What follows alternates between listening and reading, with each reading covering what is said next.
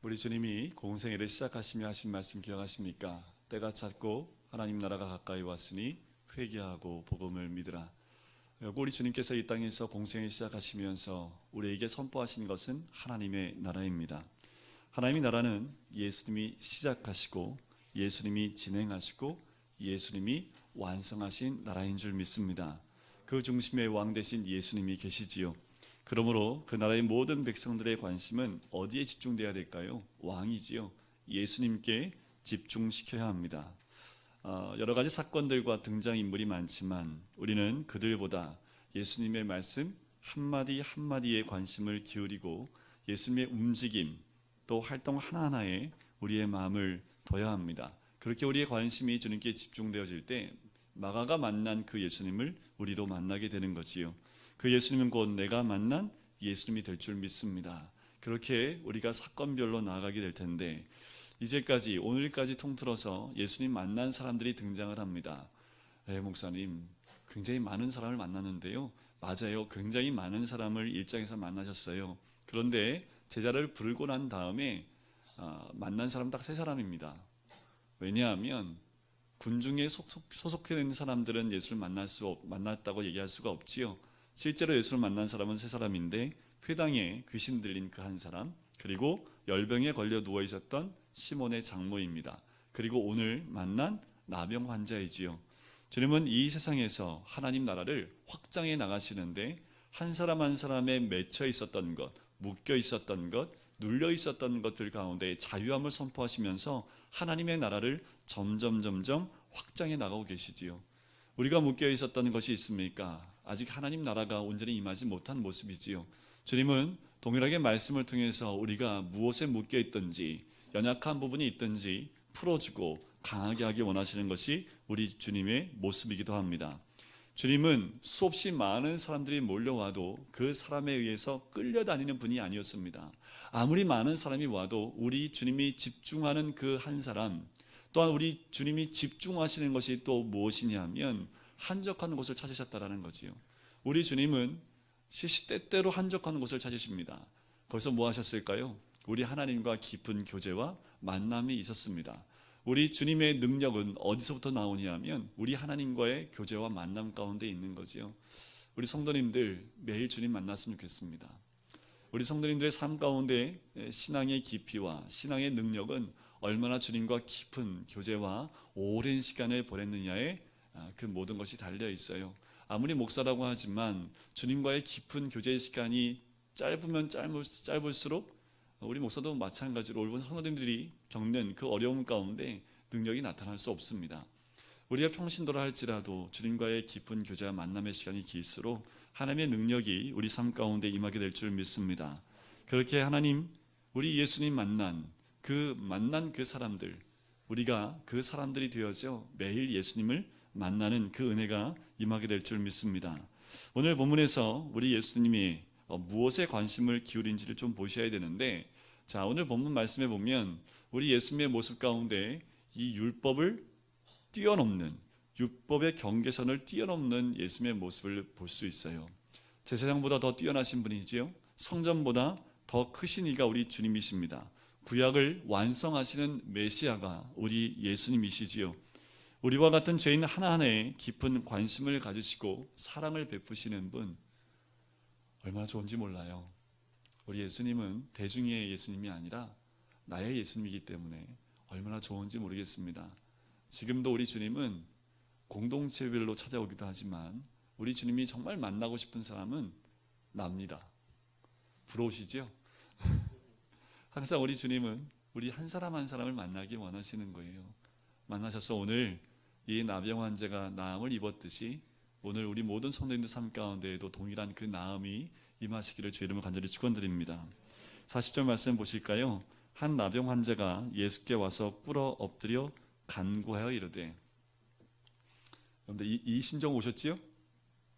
아멘 하셔야지요. 네, 나병 환자가 우리 예수께 와서 꿇어 엎드려 간구하여 이르되, 근데 우리가 이 가슴과 이 중심으로 날마다 주님께 나와야 되지요. 이렇게 이릅니다. 원하시면 저를 깨끗하게 하실 수 있나이다 라고 고백을 하지요. 예수님이 가버나움에 계실 때부터, 그리고 많은 사람이 몰려와서 예수님이 가버나움을 떠나서 여러 고을 다니십니다. 근데 오늘 본문에 보면 어느 고을인지는 나오지 않지만 어느 고을에서 한 나병 환자가 예수님께 나오는 모습을 봐요. 그런데 이 나병 환자가 마을로 들어온다는 것은 쉬운 일이 아닙니다. 일단 이 나병 환자는 일단 그 질병이 확실하게 진단이 되면 이 마을에서 쫓겨남을 당합니다. 마을과 공동체 안으로 들어올 수 없는 거지요. 예수님이 계셨던 그 마을로 들어오려면 여러 가지 장애물을 넘어야지만 만날 수가 있습니다. 당시에 이 나병 환자는 살아있지만 죽어있는 사람과도 마찬가지였습니다. 나병에 걸리면 제사장이 먼저 가서 나병인지 아닌지를 진단을 합니다. 나병으로 진단이 되면 부정하다라고 이 사람을 선언을 해요. 그러면 유대 공동체를 떠나야 됩니다. 그리고 가족과 이웃과 사회를 떠나서 고립된 생활을 해야 되고, 공동체도 누구하고만 공동체를 이룹니까? 나병 환자하고만 공동체를 이루며 살아야 되는 거지요. 마을 근처엔 근접할 수가 없습니다. 접근 금지가 되어 있다라는 거지요. 그런데 오늘 본문에 이 환자는 감히 이 장애물을 넘어서 이런 죽음 앞에 서 있는, 만약에 마을에 들어왔는데 나병 환자가 들어오면 돌에 맞아 죽을 수도 있는 상황 가운데 그것을 뛰어넘어서 예수님께 왔다라는 겁니다. 이 나병 환자의 간절함은 자기의 죽음을 내어놓고라도 예수님을 만나고 싶은 그 마음으로 주님께 나온 거지요. 왜 이렇게 나병에 대해서 이 유대인들이 부정하게 얘기하냐면, 레위기에도 나와 있지만 특별히 구약 성경에 보면 이 병이 가끔 하나님의 저주를 받은 사람들이 걸렸던 병이기도 합니다. 모세의 누나 미리암이 이 병에 걸렸었잖아요. 모세한테 대적을 했다가, 그리고 왕 중에 우시야라는 왕이 있습니다. 이도 대제사장이 해야 하는 일을 왕인 자신이 대신하려다가 이 나병에 걸리게 됩니다. 또 유명한 게하시가 있습니다. 게하시가 이름만 보면 일본 사람 같은 느낌이 드는데, 엘리사의 종 게하시지요. 하나님이 저주를 받아서 이 병에 또 걸렸던 사건을 기억을 합니다. 유대인들은 나병을 저주받은 병으로 보고 환자를 철저하게 격리를 시켰다라는 겁니다. 바로 이들이 하나님께서조차 완전히 버림받은 사람으로 이들을 취급했다라는 거지요. 그래서 이들은요, 항상 머리를 깎고 다녔고, 항상 옷은 찢어진 옷을 걸치고요, 항상 윈 임수를 손에 대고 가리고 다녔습니다. 그 사람이 딱 가까이 오면 부정하다라고 외쳐야 돼요. 왜냐하면 사람들이 가까이 오는 것을 오지 못하도록 해야 되기 때문에 부정하다라고 그 신호를 보냈다고 합니다. 어쩌다 나병 환자가 접근하면 돌을 들어서 던져도 죄가 되지 않았던 질병이 이 나병이라는 질병입니다. 이처럼 주님께 나오는데 참 어려움이 많았습니다. 이 나병 환자가 예수님 앞에까지 나오는 데는 정말 어려움이 많았지요. 오늘 성도님들 교회 오실 때 어려움 많으셨지요? 일단 눈이 와가지고 가야 되나 말아야 되나 조금이나마 조금 마음에 갈등이 있었던 분들, 차가 헛바퀴 돌아서 교회까지 오는데 힘들었던 분들도 있을 수 있습니다. 그 외에도 가정적으로 또한 여러 가지 삶의 어려움 때문에 예수님이 앞으로 나오는데 많은 벽들이 있었던 분도 있지 않을까라는 생각이 들어요. 그런데 이 나병 환자는 예수님 앞에 나옵니다. 그리고 무릎을 꿇죠. 그리고 은혜를 구합니다. 그런데 여기에 물음표가 있어요. 우리는 당연한 거잖아요, 그죠? 이 성경에 적혀 있으니까 나병 환자 당연히 예수께 나오면 나음을 입을 거란 믿음이 있었겠지. 어떻게 이 믿음을 가졌을까라는 겁니다. 이거 어떻게, 여기엔 성경이 전혀 나오지 않아요. 갑자기 한 나병 환자가 툭 튀어나오잖아요. 근데 이 나병 환자가 어떻게 그 믿음을 가지게 됐을까라는 거지요. 자, 이 물음표를 가지고 똑같은 이 사건이 적혀 있는 마태복음의 본문을 보면 답이 나옵니다. 마태복음 8장의 1절부터 4절까지의 내용을 보면 똑같은 이 나병 환자에 대한 이야기가 나와요. 자, 거기에 보면 1절과 2절을 제가 한번 읽어드려 보겠습니다. 예수께서 산에서 내려오시니 수많은 무리가 따르니라. 한 나병 환자가 나와 절하며 이르되 주여 원하시면 저를 깨끗하게 하실 수 있나이다 하거늘. 자, 본문하고 똑같지요. 그런데 뭐만 달라요? 1절에 보니까 예수께서 어디서 내려오셨대요? 산에서 내려오셨대요. 우리 예수님 등산하신 것도 아니고 왜 갑자기 산이에요? 그러면 앞에 있는 장이 무슨 내용인지 봐야 되지요. 5장부터 7장까지가 무슨 내용인지 여러분들 기억하십니까? 얼마 안 됐는데, 그렇죠. 산상수훈 내용이 있잖아요. 그죠? 거기서 하나님 말씀, 천국 복음의 메시지를 전했던 5장부터 7장까지의 내용을 하시고 산에서 내려오시는 장면이 8장 1절에 적혀져 있다라는 거지요. 아하, 그러면 이 나병 환자가 어떻게 이 믿음을 가졌을까? 추측건데 그 수많은 사람들 가운데 예수님의 말씀을 들었던 한 사람이 이 사람이었을 것이다 라고 우리는 짐작을 할 수 있는 거지요.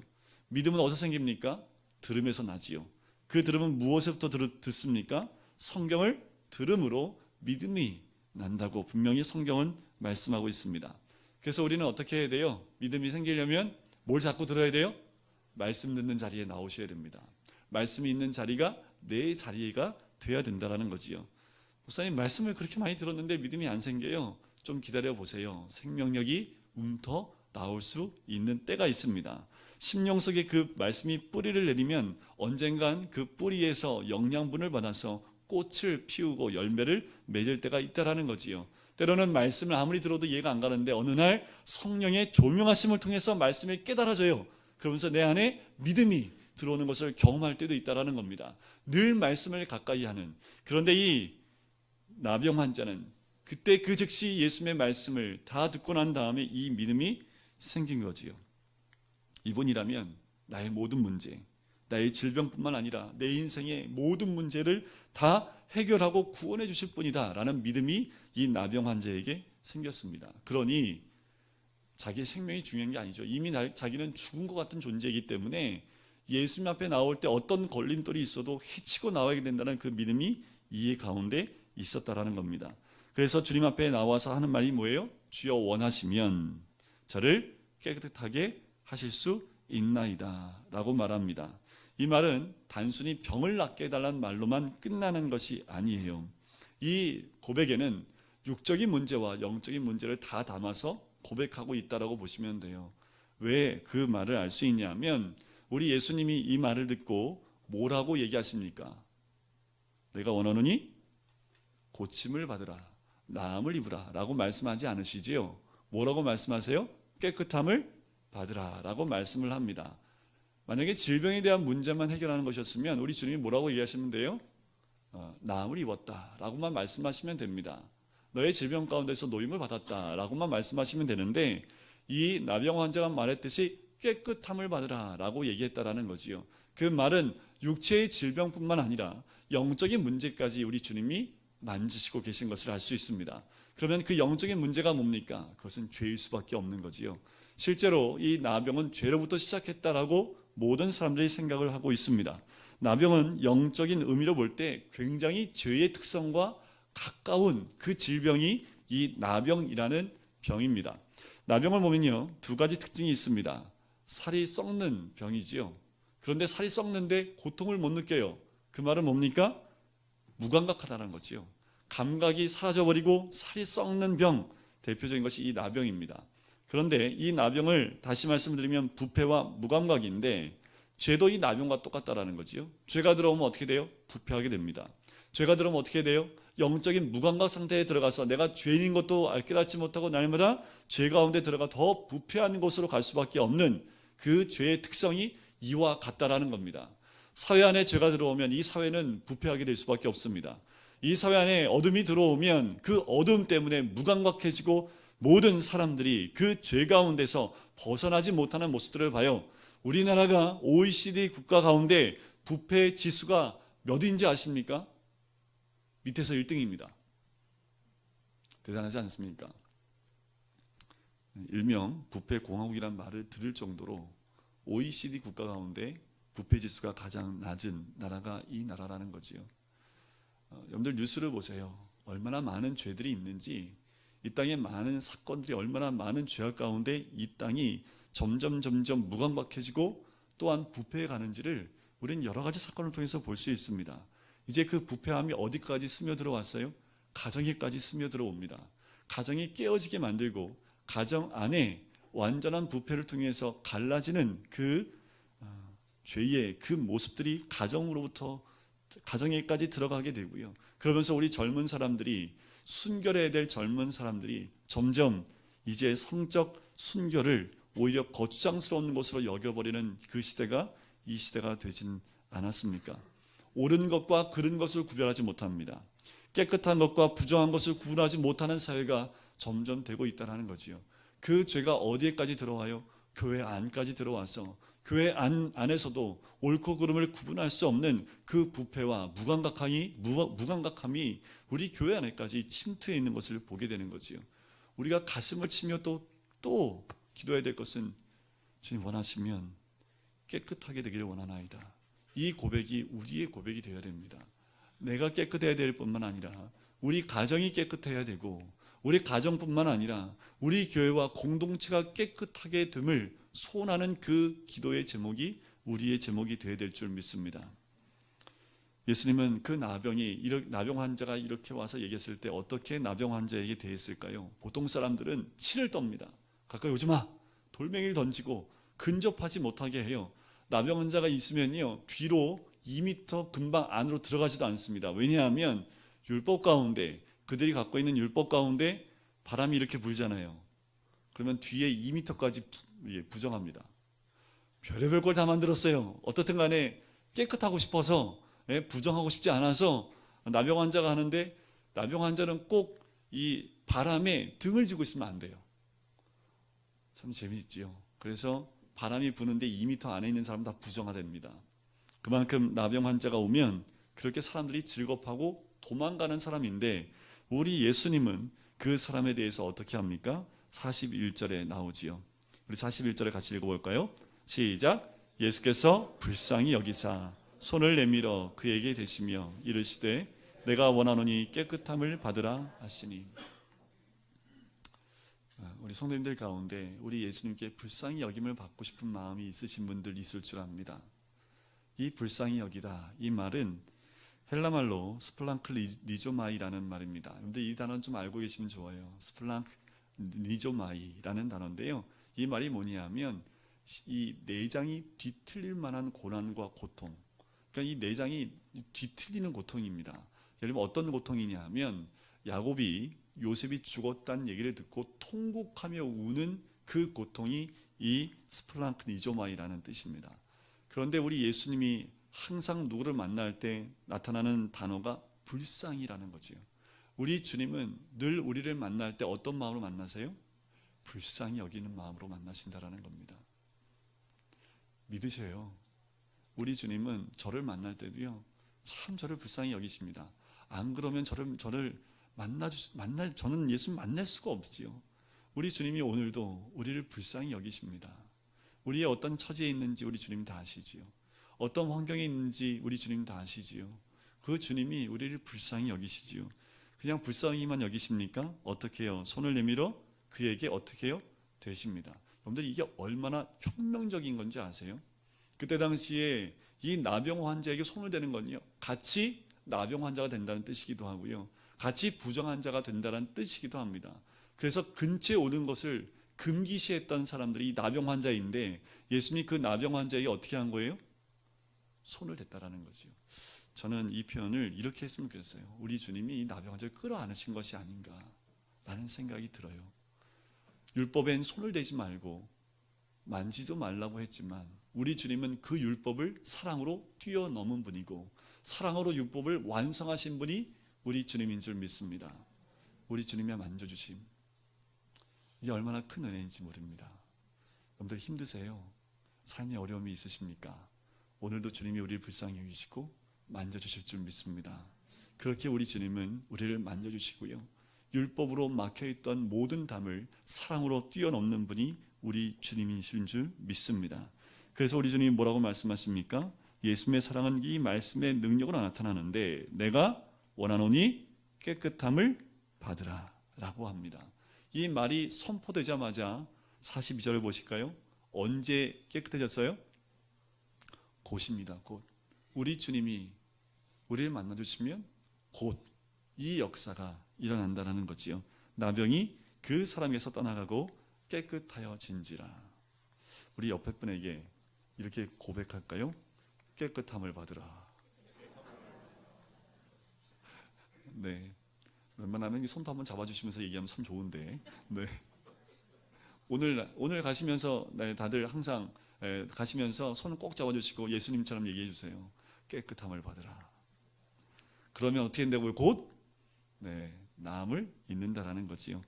40절에 42절에 보면 세 절 가운데 가장 많이 반복되는 말이 뭐예요? 깨끗하다라는 거지요. 오늘 만나는 사람들마다 괜히 모르는 사람한테 그 얘기하면 또 이상해지니까 말씀을 아는 사람들 만나면 깨끗함을 받으세요 라고 인사하는 것도 귀한 은혜가 있을 줄 믿습니다. 그런데 예수님께서 나병을 환자를 깨끗하게 하신 후에 그에게 뭐라고 말씀하십니까? 참 재미있어요. 우리가 은혜를 입으면 어떻게 됩니까? 자랑하게 되잖아요. 그죠? 맛있는 거 먹고 나면 요새 여기 맛있는 집 하나 생겼더라고요. 그래서 우리 아이들 우리 전도사님이 데려가셔가지고 그 맛있는 국수를 사주시냐고 매주 큰 돈을 쓰셔가지고 그러지 마라 그러지 마라. 제가 어저께는 제가 따로 불러갖고 돈 주고 그래서 무슨 전도사님 뭔 돈이 있다고. 그러니까 왜 그럴까요? 맛있는 집이 있으니까 애들 데려가서 먹이고 싶은 거지요. 우리가 은혜를 받으면 그 은혜를 어떻게 하고 싶어요? 나누고 싶잖아요. 그죠? 근데 우리 주님 뭐라고 말씀하십니까? 엄히 곧 보내시며 엄히 경고하사 뭐라고 하는 거예요? 입담으로 그 은혜 받은 거 입담으로 얘기하지 마. 이게 무슨 말씀일까요? 전도하지 말란 얘기예요? 예수님 전하지 말란 얘기입니까?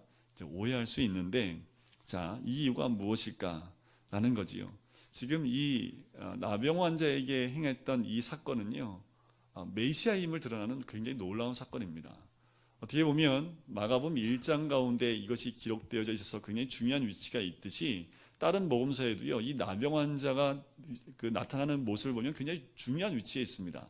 마태복음에서 보면요, 최초의 질병에서 나음 얻는 사건, 이적이 바로 이 나병 환자가 낫는 사건이거든요.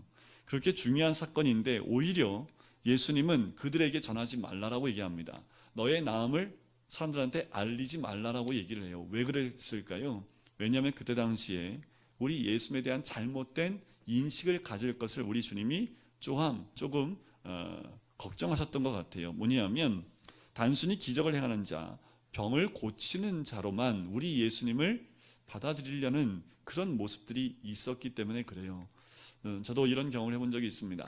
저는 말씀드렸지만 기도받고 가난 말기 환자가 낫는 것을 제가 봤거든요. 딱 10번 기도받았습니다. 10번. 딱 10번 매일 와서 10번 기도받았는데 시커맸던 얼굴이요. 핏빛이 도는 그걸 봤어요. 10번만 기도하고 그렇게 하면 참 좋겠죠. 그죠? 그러면서 참 이게 그랬는데 근데 재밌는 건 뭐냐면 사람들이 몰려올까요? 안 몰려올까요? 몰려와요? 안 몰려와요? 왜 몰려올까요? 그 보려고요. 기적 보려고 몰려오는 겁니다. 예수님 믿으려고 와요? 기적 보려고 와요? 이때나 지금이나 똑같아요. 믿음은 기적으로 오는 게 아니라 믿음은 뭘로 와요? 말씀으로 오더라고요. 이 기적이 임하니까 사람들이 그 기적을 통해서 뭘 보려는 겁니까? 예수님의 그 기적적인 모습들만 보게 되는 거죠. 또 한 가지 뭐냐면 당시에 이 유대인들이 가졌던 메시아관이 뭐냐면 정치적인 메시아입니다. 그러니까 로마의 속국에서 우리를 구원해내줄 그 메시아를 원했다라는 거지요. 잘못된 그 관점 가운데 그들이 빠질까봐 또 그 말을 하지 말라라고 얘기하면서 그 다음에 뭐라고 말씀하시냐면 44절 뒷부분에 보면 이렇게 얘기합니다. 가서 내 몸을 제사장에게 보이고 내가 깨끗하게 되었으니 모세가 명한 것을 드려 그들에게 입증하라 하셨더라. 자, 아무 말 하지 말고 내 병이 나았음을 제사장에게 보이고 모세가 명한 것을 들여서 입증하라. 이 말은 무엇을 의미합니까? 내가 살았던 그 공동체로 돌아가라. 너를 쫓아냈지만 너의 나병으로 너를 쫓아내고 근접하지 못하게 했지만 이제 나았으니 다시 그들에게로 돌아가라. 사랑이 없고 너를 내쳤던 그 사람에게 다시 가서 네가 새 생명을 얻은 것을 그들에게 보여라 라는 그 의미이지요. 예수님을 통해서 나은 이 사람, 그 삶을 통해서 다시 살아남을 다시 보이라는 겁니다. 그를 매정하게 내보냈던 그 공동체로 다시 돌아가라 라고 말씀을 하는 거지요. 이 나병 환자, 그래요, 우리도 이 나병 환자처럼 주님 앞에 나왔으면 좋겠습니다. 언제예요? 여러분들 언제 예수님께 나오시겠습니까? 제가 알려드릴게요. 언제 나와야 되는지. 주일날 나오셔야죠. 그죠? 수요예배 나오셔야죠. 금요기도회 때 나오셔야죠. 새벽 기도회마다 나오셔야죠. 때때로 나오셔야 됩니다. 왜요? 나병 환자는 그렇게 나오고 싶어도 나올 수 없는 사람이었습니다. 근데 우리는요, 그냥 나오고 싶으면 나올 수 있잖아요. 그죠? 이게 얼마나 큰 복인지 이 나병 환자는 그 복을 누리고 싶었던 사람 중에 한 사람이었습니다. 나병 환자는 믿음이 아니고서는 주님께 나올 수 없는 사람이 이 사람이었지요. 그런데 우리가 나올 수 있다라고 하지만 지금도 믿음이 있어야지만 우리 주님 앞에 나올 수 있습니다. 이 믿음이 없으면요, 아무리 예배가 많아도 예배에 나올 수 없는 거지요. 그가 주님 앞에 나와서 무엇을 합니까? 주님께 간구하며 나가는 모습들이 나오지요. 그가 간구할 때 뭐라고 얘기를 합니까? 원하시면이라고 얘기하지요. 지금 이게 고백이 맞아요? 이거 낫게 해주세요. 간절함으로 구해도 지금 시원치 않을 텐데 이 나병 환자가 뭐라고 구한다고요? 원하시면이라는 거지요. 자, 이 나병 환자의 구하는 모습이 우리 예수님이 마지막 겟세마네에서 기도하셨던 모습과 너무나 똑같아요. 내 뜻대로 마옵시고 아버지의 뜻대로 되길 원하나이다 라는 거지요. 이 나병 환자는 그 말씀을 쭉 들으면서 내 뜻이 아니라 주님의 뜻을 구했던 이 나병 환자의 모습을 봅니다. 결국 이 나병 환자를 통해서 하나님 나라가 임재하는 것을 경험하게 되듯이 우리도 내 욕심이나 내가 원하는 것을 구하는 것보다 주님이 원하시는 것이 무엇인지를 먼저 구하는 모습이 우리가 되어야 될 줄 믿습니다. 늘 겸손히 믿음 가운데 낮은 자리에 우리가 엎드려 기도할 때 그 자리에 우리 주님이 찾아오실 줄 믿습니다. 또한 하나님께서 원하시면 모든 것이 가능하다는 것을 우리가 믿고 조금도 의심하지 않고 믿음으로 고백하면 여러분 지금도 우리 주님은 찾아오셔요. 지금도 우리 주님은 우리를 만나 주십니다. 믿음의 고백으로 주님 앞에 나가면 스프랑크 니조마이처럼 불쌍히 여기시고 우리를 끌어안아 주시고 힘들지 어렵지 하면서 우리의 기도에 응답하시는 분이 우리 주님인 줄 믿습니다. 여러분, 예수님께서는 오늘날도 우리에게 이 복음의 능력이 임하기를 원하시고 계십니다. 그때 예수님이 살아계실 때뿐만 아니라 지금 이 시대에도 예수님의 그 말씀의 능력이 우리들 가운데 임하기를 원하시는 분이 우리 주님인 줄 믿습니다. 그건 나병 환자에게만 임했던 사건 아닙니까? 그것은 2000년 전에 예수님이 살아계셨을 때 그때만 있었던 사건 아닙니까? 지금은 없는 사건 아닙니까? 아니요. 그때 그 사건은 지금도 연결되어지고 있고 지금도 살아서 역사하셔서 우리 삶 가운데 임재하시는 주님께서 나병 환자뿐만 아니라 지금 이 시대를 살고 있는 우리 한 사람 한 사람을 그렇게 만나주길 원하시고 고통 가운데 있는 그 사람들을 끌어안아주길 원하시고 만져주길 원하시는 우리 주님인 줄 믿습니다. 그렇게 우리가 어려움 가운데 있을 때 엎드리세요. 주님 앞에 엎드리시면 우리를 위로하시고 만나주시고 말씀의 능력으로 우리를 회복시켜 주시는 분이 우리 주님인 줄 믿습니다. 나병 환자가 되는 게 더 낫지 않을까요? 왜요? 건강하니까 주님 앞에 나올 수 없는 그 많은 사람들보다 나병 환자였기 때문에 예수님 앞에 나와서 예수를 만났다면 어쩌면 이 나병이 이 사람에겐 큰 축복이 아니었을까 라는 생각이 듭니다. 고난이 있어서 주님 앞에 나올 수 있었다면 그 고난이 우리에게 축복인 이유는 그 고난이 있기에 예수님을 만날 수 있다라는 겁니다. 그래서 그 고난은 다른 사람이 겪을 수 없고 나만이 겪을 수 있는 고난이다 라고 할 수 있는 거지요. 오늘도 예수님 만나서 그 귀한 은혜를 누리시는 우리 모든 성도님 되시기를 주님의 이름으로 간절히 축원드립니다. 우리 같이 기도할까요?